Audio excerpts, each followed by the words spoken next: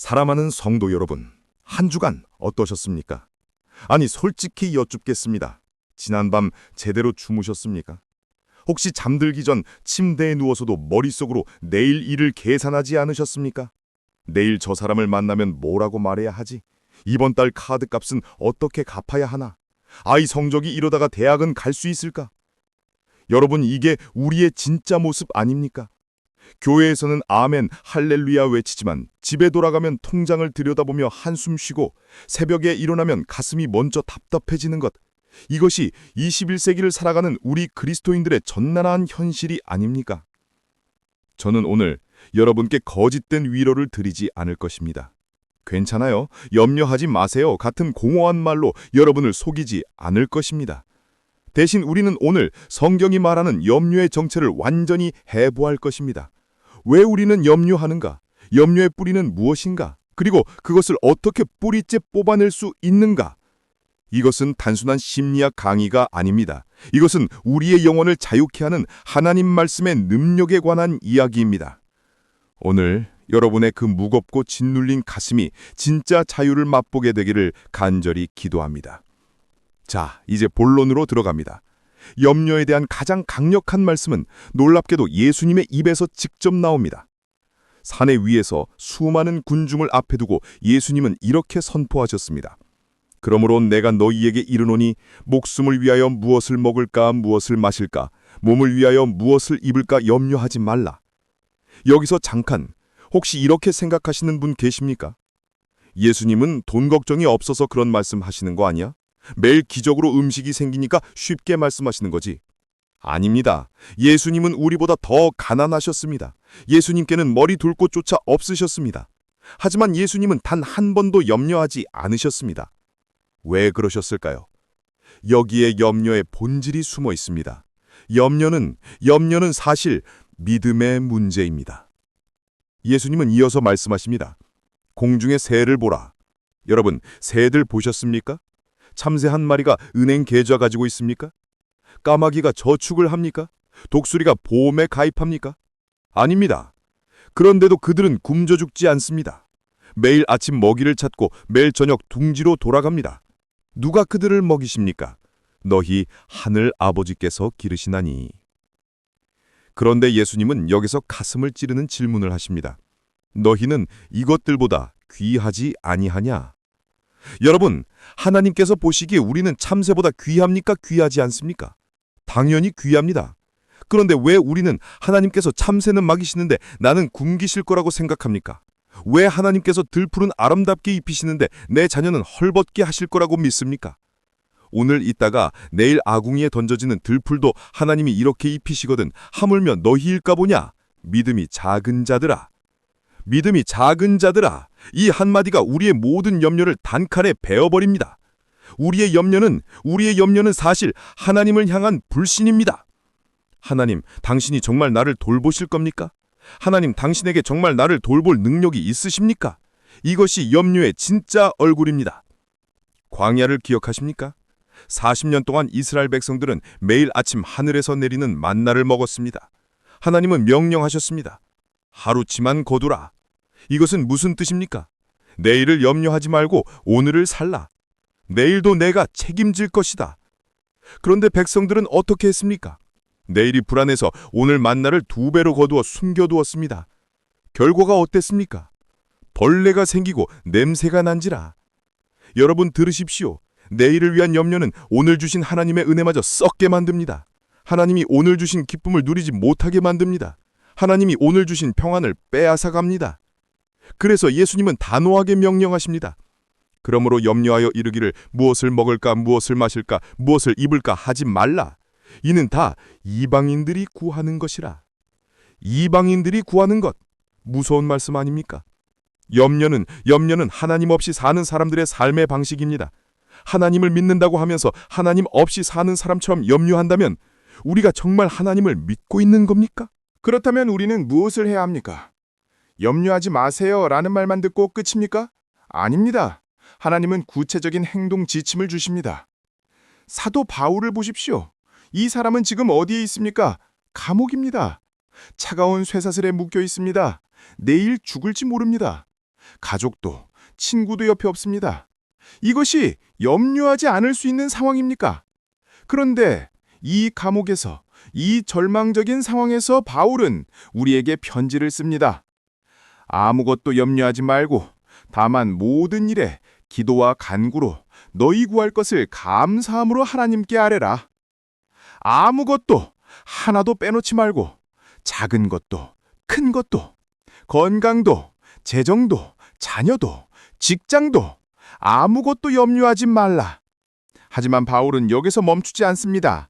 염려하지 말라에서 그치지 않고 무엇을 하라를 말합니다. 기도와 간구로 하나님께 아뢰라. 여러분, 이것이 핵심입니다. 염려가 생길 때 우리는 두 가지 선택을 할 수 있습니다. 첫째, 그 염려를 붙들고 곱씹는 것. 밤새 뒤척이며 생각하고 온갖 최악의 시나리오를 상상하고 어떡하지 중얼거리던 것. 둘째, 그 염려를 기도로 바꾸는 것. 하나님 앞에 나아가 하나님 아버지, 이것이 제 문제입니다. 저는 해결할 수 없습니다. 아버지께 맡깁니다. 라고 고백하는 것. 어느 것을 선택하시겠습니까? 염려는 우리의 시선을 문제에 고정시킵니다. 문제만 보고, 문제만 심각하고, 문제에 갇히게 합니다. 하지만 기도는 우리의 시선을 문제에서 하나님께로 옮깁니다. 문제는 여전히 있습니다. 하지만 이제 우리는 문제보다 큰 하나님을 봅니다. 그런데 여기 놀라운 조건이 하나 있습니다. 감사함으로 하나님께 하래라. 감사함으로. 문제가 해결되지도 않았는데, 상황이 여전히 절망적인데 어떻게 감사할 수 있습니까? 여러분, 이것은 믿음의 감사입니다. 하나님, 지금은 캄캄합니다. 앞이 보이지 않습니다. 하지만 저는 압니다. 과거에 저를 구원하신 하나님께서 이번에도 반드시 가장 좋은 길로 인도하실 것을, 그것을 믿기에 미리 감사드립니다. 이것이 믿음의 감사입니다. 그리고 이때 놀라운 일이 벌어집니다. 그리하면 모든 지각에 뛰어난 하나님의 평강이 그리스도 예수 안에서 너희 마음과 신각을 지키시리라. 모든 지각에 뛰어난, 무슨 뜻입니까? 세상 사람들이 이해할 수 없는, 논리로 설명할 수 없는, 상황으로 보면 말이 안 되는, 그런데도 마음이 평안한, 그런데도 잠을 잘 수 있는, 그런데도 미소 지을 수 있는, 이것이 하나님의 평강입니다. 한나를 보십시오. 이 여인은 아이를 갖지 못해 매일 통곡하며 살았습니다. 통곡하고 먹지 아니하니 먹지도 못할 정도로 괴로웠습니다. 그런데 어느 날 그녀는 성전에 올라갑니다. 그리고 그곳에서 자신의 모든 아픔과 염려를 하나님께 쏟아붓습니다. 울면서 기도했습니다. 서원했습니다. 그리고 일어났을 때 가서 먹고 얼굴에 다시는 근심빛이 없더라. 여러분, 들으셨습니까? 다시는 근심빛이 없더라. 아직 아이를 가진 것이 아닙니다. 상황은 하나도 변하지 않았습니다. 여전히 불임입니다. 그런데 한나의 얼굴은 달라졌습니다. 왜입니까? 그녀가 염려를 하나님께 맡겼기 때문입니다. 하나님의 평강이 그녀를 지켰기 때문입니다. 여러분, 염려가 찾아올 때 그것을 품고 있지 마십시오. 그것을 곱씹지 마십시오. 그것을 삼키지 마십시오. 기도의 재료로 만드십시오. 하나님 앞에 내려놓으십시오. 감사함으로 아뢰십시오. 그러면 세상이 줄 수 없는 하늘의 평강이 여러분의 마음을 지킬 것입니다. 하지만 어떤 분은 이렇게 물으실 수 있습니다. 목사님, 저도 기도해 봤습니다. 하지만 변하는 게 없는데요. 정말 하나님이 저를 돌보고 계신 겁니까? 좋은 질문입니다. 우리가 어떻게 확신할 수 있습니까? 우리가 정말 염려를 맡길 수 있다는 것을. 사도 베드로는 이렇게 선포합니다. 너희 염려를 다 주께 맡기라. 이는 그가 너희를 돌보심이라. 그가 너희를 돌보심이라.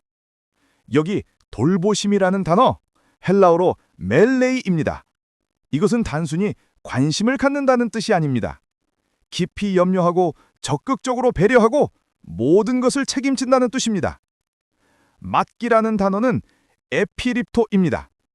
가볍게 내려놓는 것이 아니라 내가 도저히 감당할 수 없는 무거운 짐을 완전히 내던져버리는 것입니다.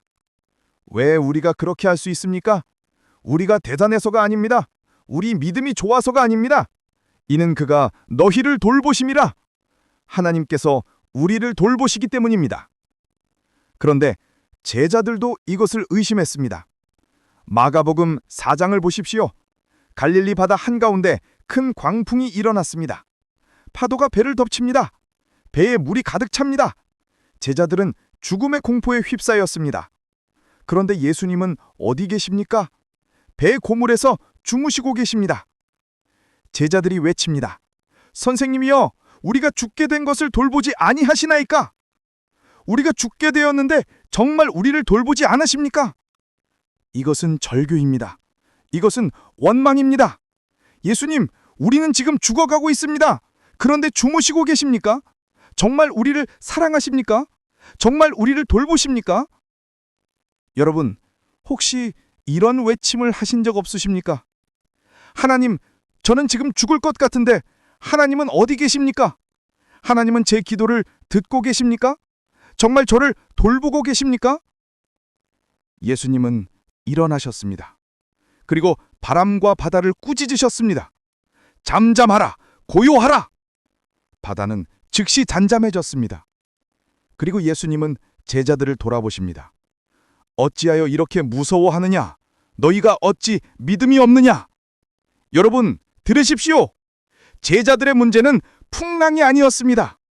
제자들의 문제는 예수님이 우리를 돌보지 않으신다는 불신이었습니다. 예수님은 한순간도 그들을 잊지 않으셨습니다. 예수님은 배 안에 함께 계셨습니다. 예수님은 모든 것을 보고 계셨습니다. 단지 제자들이 그것을 믿지 못했을 뿐입니다. 여러분의 삶에 지금 풍랑이 일고 있습니까? 하나님이 주무시고 계신 것처럼 느껴집니까? 아닙니다. 하나님은 단 한순간도 여러분을 잊지 않으셨습니다. 하나님은 지금도 여러분을 돌보고 계십니다. 광야에서 아들이 죽어가는 것을 보며 통곡하던 하갈을 기억하십니까? 버려진 여인, 이름도 없는 여종, 사막 한가운데서 절망하던 그 여인, 하나님은 그녀의 울음소리를 들으셨습니까? 들으셨습니다. 하나님은 그녀의 눈을 밝혀 샘물을 보게 하셨습니까? 보게 하셨습니다. 하나님은 버려진 자를 돌보시는 분입니다. 하나님은 절망한 자를 구원하시는 분입니다. 여러분, 지금 이 순간에도 하나님은 여러분을 돌보고 계십니다. 결국 염려와의 싸움은 무엇입니까? 누구를 신뢰할 것인가의 싸움입니다. 내 경험을 신뢰할 것인가? 내 통장 잔고를 신뢰할 것인가? 내 능력을 신뢰할 것인가?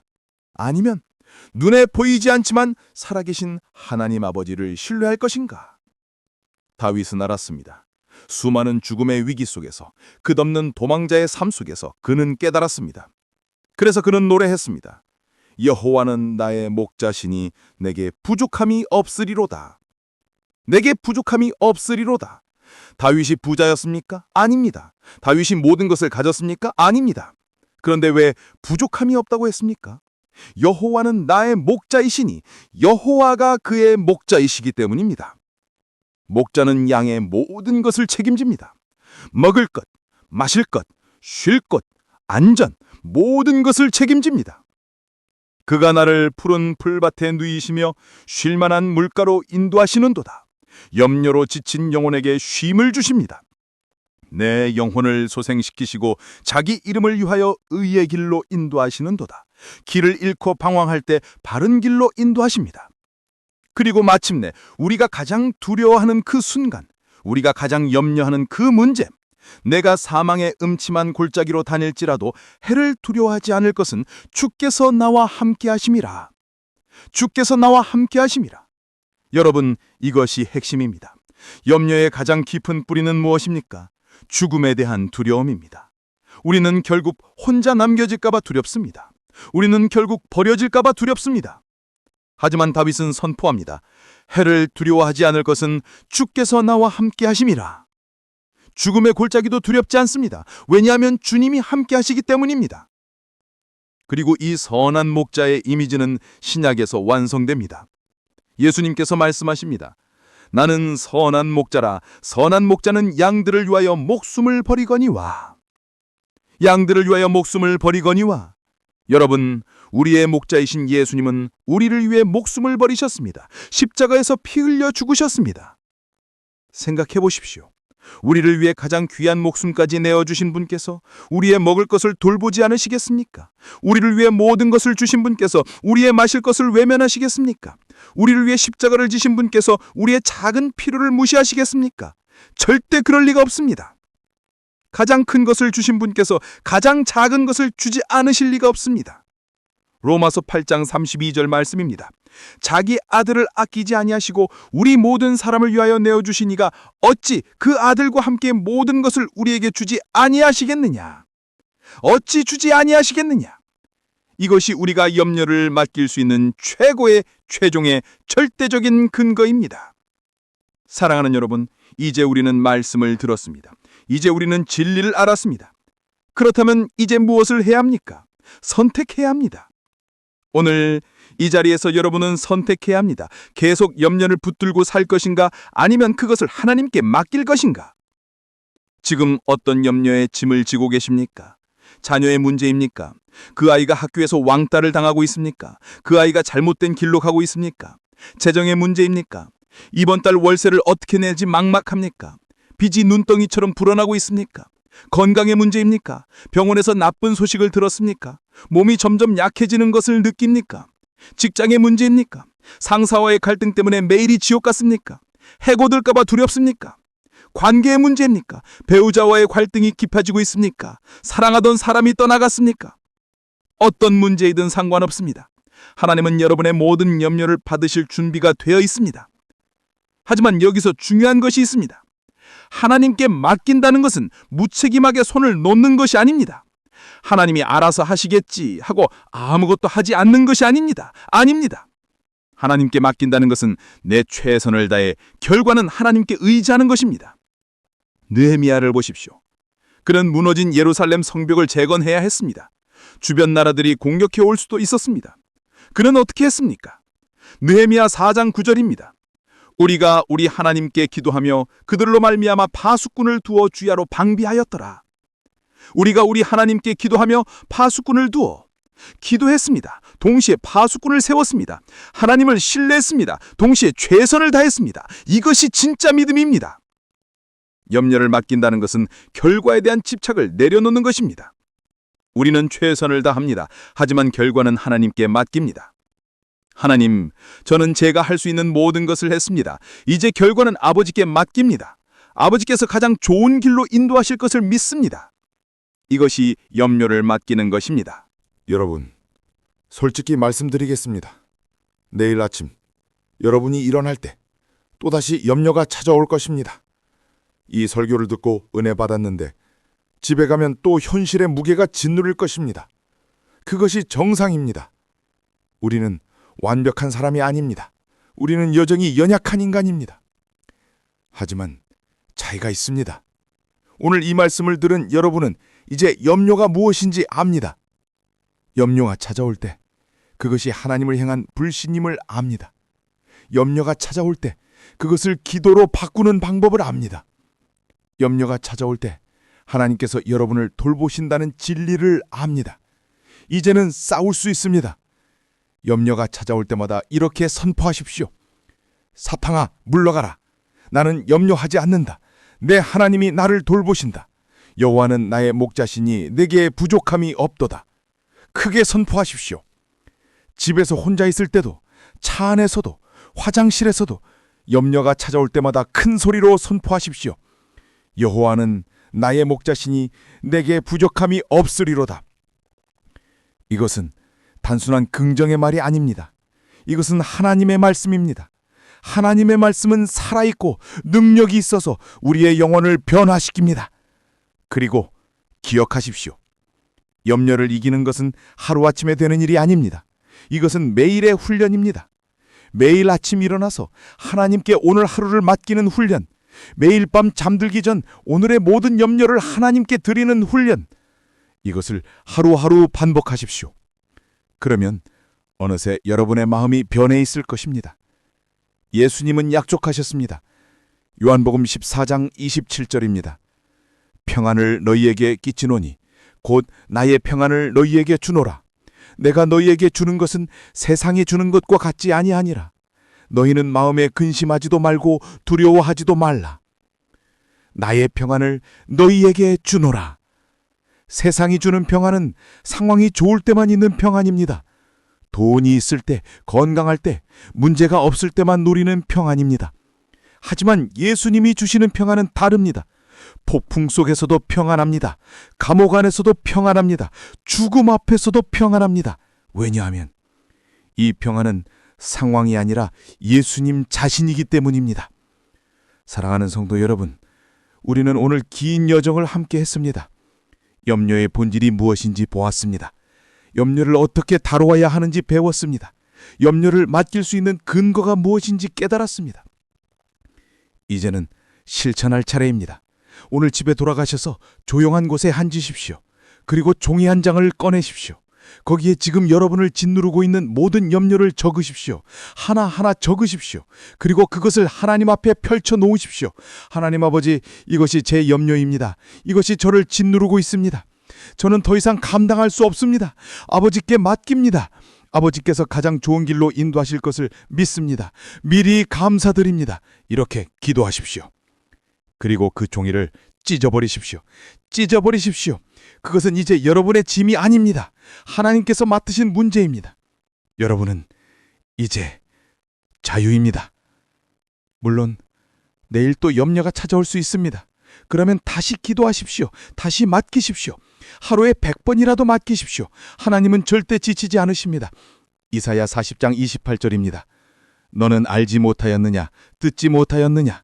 영원하신 하나님 여호와 땅 끝까지 창조하신 이는 피곤하지 않으시며 곤비하지 않으시며 피곤하지 않으시며 곤비하지 않으시며 하나님은 여러분의 염려를 듣는데 지치지 않으십니다. 매일 매 순간 하나님은 여러분의 기도를 들으실 준비가 되어 있습니다. 이제 제가 여러분을 축복하겠습니다. 여러분의 마음에 있는 모든 염려가 하나님의 평강으로 바뀌기를 축복합니다. 여러분의 잠 못 이루던 밤들이 평안한 잠으로 채워지기를 축복합니다. 여러분의 무거운 짐이 가벼운 짐으로 바뀌기를 축복합니다. 아니, 더 정확히는 여러분이 짊어진 그 짐을 선한 목자이신 예수님께서 대신 짊어지시기를 축복합니다. 마태복음 11장 28절에서 30절 예수님의 초대의 말씀으로 마치겠습니다. 수고하고 무거운 짐진 자들아, 다 내게로 오라. 내가 너희를 쉬게 하리라. 나는 마음이 온유하고 겸손하니 나의 멍에를 메고 내게 배우라. 그리하면 너희 마음이 쉼을 얻으리니 이는 나의 멍에는 쉽고 내 짐은 가벼움이라. 다 내게로 오라. 내가 너희를 쉬게 하리라. 이것이 예수님의 초대입니다.